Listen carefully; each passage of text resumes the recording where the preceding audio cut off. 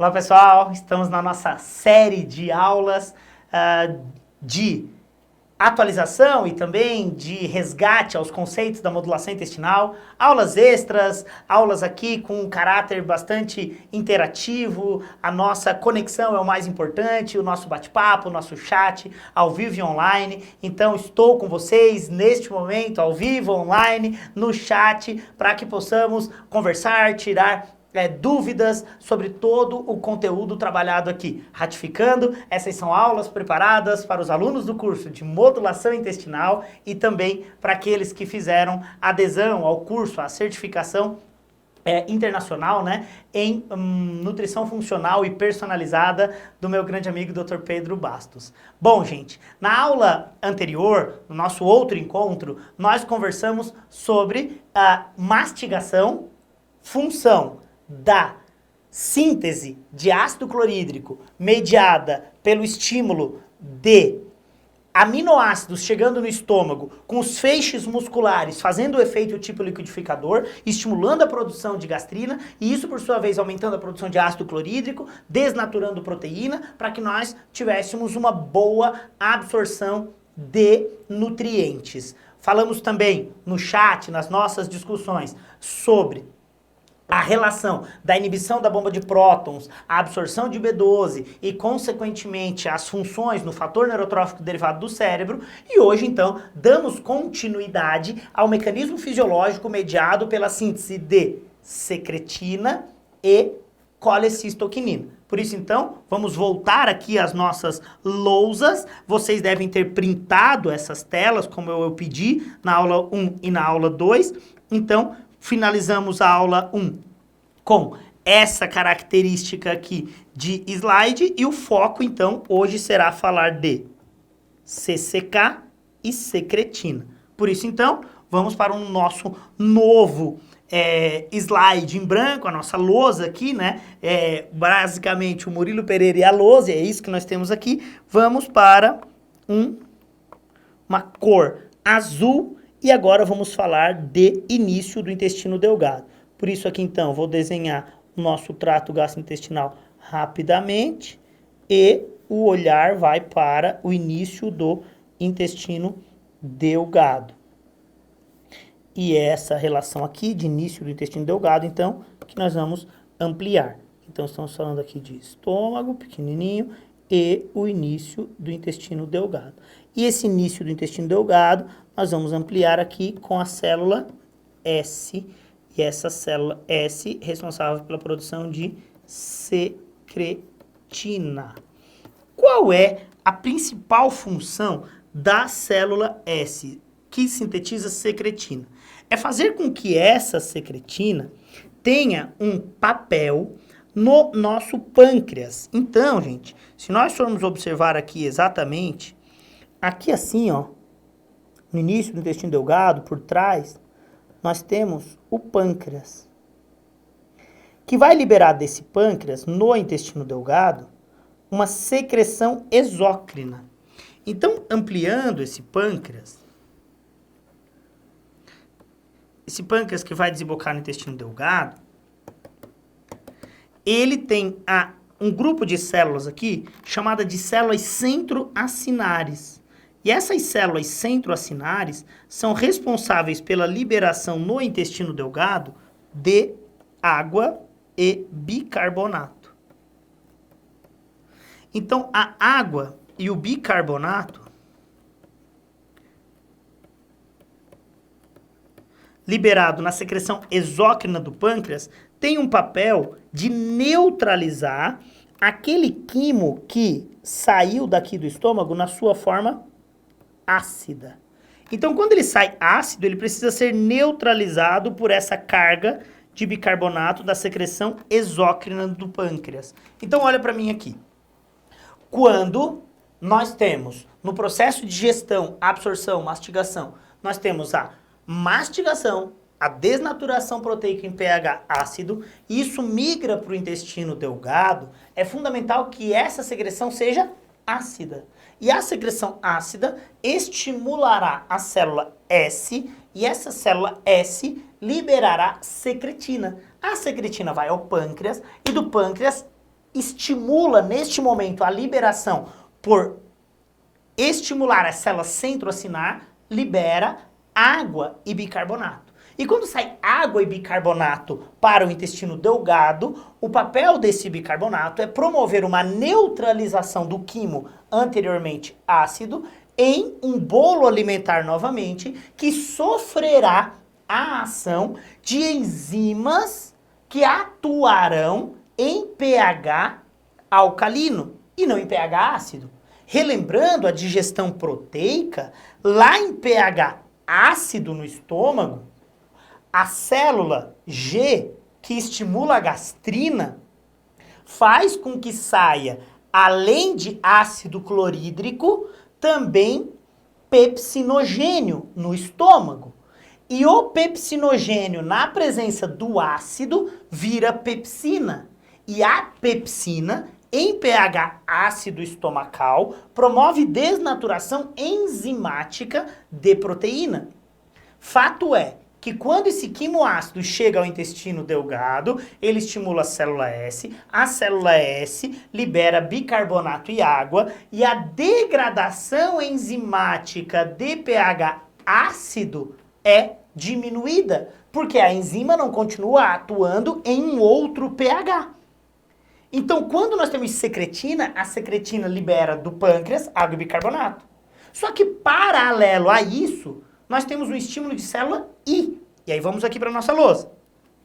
Como tem o estímulo de célula I, no início do intestino delgado, que também fica mais ou menos aqui assim, ó, essa célula I vai liberar CCK, que é a colecistoquinina. E a colecistoquinina, ou CCK, vai ao pâncreas, como a secretina também vem ao pâncreas, a CCK, diferente da secretina, que também estimula aqui, a secretina libera bicarbonato e água, então eu estou deixando em azul aqui o que é da secretina, bicarbonato e água, e vou fazer em roxo o que é da CCK. A colecistoquinina no pâncreas vai fazer com que saia aqui, ó, enzimas proteolíticas que atuam em pH alcalino. Então, da secreção exócrina do pâncreas, estimulada pela célula I, saem daqui lipases, proteases e amilases, que são as enzimas que atuam na degradação enzimática do bolo alimentar. Fato é que essas enzimas são enzimas de pH alcalino. Então, as enzimas proteolíticas, lipolíticas e amilolíticas são enzimas que são liberadas pela secreção exócrina do pâncreas quando nós temos o estímulo de célula I.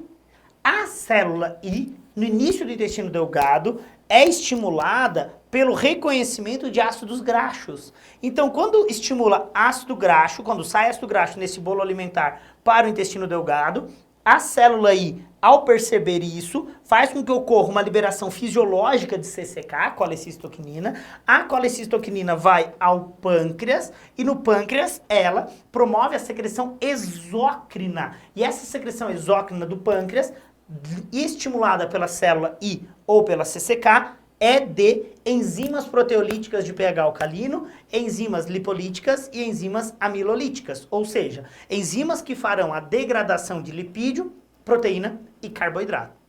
Mas a CCK não faz só isso. A CCK também tem outro mecanismo. E aí então, se nós formos falar só de célula I, CCK, até agora falamos da função dela aqui no pâncreas. Mas não é só isso. Ela também tem uma ação em vesícula biliar. Então, se nós tivéssemos que imaginar todo o mecanismo simultâneo que acontece, nós teríamos que pensar na vesícula biliar. Essa vesícula biliar que está envolvida em todo um processo hepático aqui.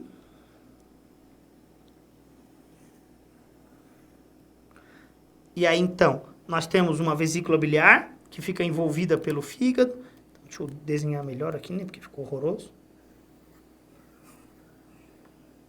E aí, então, essa vesícula biliar, a CCK, também vai ter um papel de estimular nessa vesícula biliar. Então, a CCK também vai ter uma ação aqui, simultânea. Então, lá no início do intestino delgado, na célula I, quando sai CCK, ela tem um papel na vesícula biliar e um papel no pâncreas. No pâncreas, libera a secreção exócrina, rica em enzimas proteolíticas. Então, nós estamos falando aqui de lipase, protease e amilase. E, simultaneamente, ela promove uma liberação do suco biliar, ou da bile. E, então, essa liberação vai fazer com que ocorra simultaneamente lá no intestino delgado a homogeneização de lipídio para que a lipase possa atuar. E aí, se nós formos focar na ação da CCK, a CCK tem uma função fisiológica, que é uma função de fazer com que nós tenhamos uma liberação de secreção exócrina do pâncreas com enzimas proteolíticas, amilolíticas, lipolíticas. Simultaneamente, no pâncreas, ela estimula isso, e lá, simultaneamente, na vesícula, ela vai fazer uma liberação, uma ejeção do sal biliar. Só que esse sal biliar tem que ser sintetizado, ele tem que ser produzido. E qual é a conexão disso? O que nós precisamos compreender de tudo isso? O que prestar atenção em condições de disfunção da síntese de sais biliares, ou do barro biliar, ou da litíase biliar. E qual a influência disso na alimentação?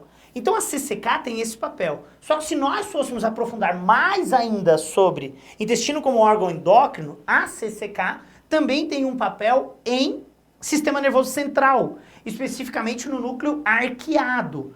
Então, quando nós temos uma adequada mastigação, uma adequada digestão em pH ácido, quando nós temos uma adequada síntese de secretina e colecistoquinina, nós temos um equilíbrio da digestibilidade proteica, lipídica e de carboidratos em intestino delgado, porque teve uma neutralização desse quimoácido, porque teve uma homogeneização dos lipídios pela secreção exócrina da vesícula biliar, que veio ali, essa secreção que veio da vesícula biliar, pela secreção exócrina do pâncreas. Então, a homogeneização dos lipídios com a vesícula biliar, com o conteúdo que saiu de lá, o líquido biliar, a enzima lipolítica, e isso acaba gerando equilíbrio de digestão e absorção de nutrientes.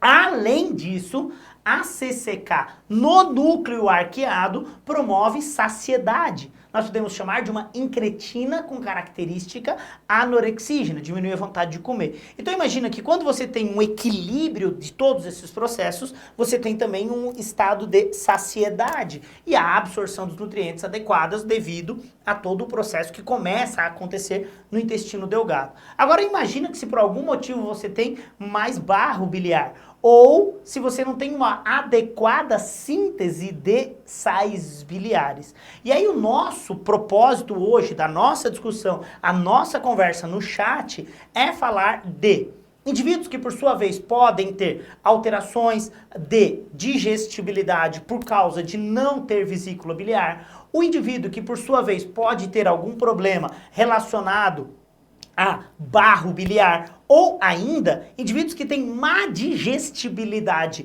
de carboidratos, lipídios e proteínas e, por sua vez, podem ter uma taxa de crescimento de micro-organismos exacerbada no intestino delgado, porque justamente tem substratos mal digeridos que, por sua vez, serão mal absorvidos e, consequentemente, sobrarão no intestino delgado, permitindo um supercrescimento bacteriano. Então, vamos discutir sobre isso, sobre como minimizar esse desconforto, porque talvez seja apenas um ajuste para chegar a um quimo mais ácido, para que por sua vez tenha mais secretina, libere mais bicarbonato e promova uma atuação adequada das enzimas que saíram da secreção exócrina do pâncreas pelo estímulo da célula S. Então a nossa discussão, a nossa conversa hoje é sobre essas alterações que podem acontecer. E é isso, gente. Muito obrigado. Obrigado pela presença. Obrigado por mais uma vez estarem aqui para a nossa interação e a nossa conversa, o nosso bate-papo. Continuo aqui junto com vocês. Mais uma vez, muito obrigado pela presença. Muito obrigado por terem assistido a sequência de vídeos. E claro, espero vocês na nossa próxima aula, no nosso próximo encontro ao vivo e online.